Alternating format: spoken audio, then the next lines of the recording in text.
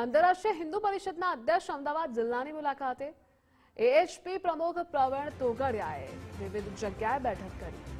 સાણંદ તાલુકાના મોરૈયા અને સાણંદ શહેર ખાતે પણ મુલાકાત કરી. હિન્દુ સમાજે એક થઈ હિન્દુઓની સેવા અને સુરક્ષાનો ઉપદેશ આપ્યો. હિન્દુ ગરીબ પરિવારોની સેવા કરી ઉત્સવો ઉજવવા સંદેશો આપ્યો.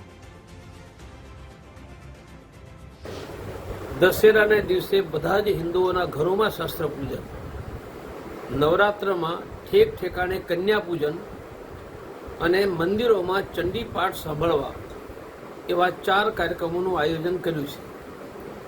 દિવાળીમાં બધા જ ઘરોમાં અમાવસ્યાના દિવસે લક્ષ્મી પૂજન થાય, ઘરની સફાઈ કરીને જૂના સારા કપડાં કાઢવામાં આવે, એ ગરીબોને વહેંચવામાં આવે અને ગરીબ બાળકોને મીઠાઈ.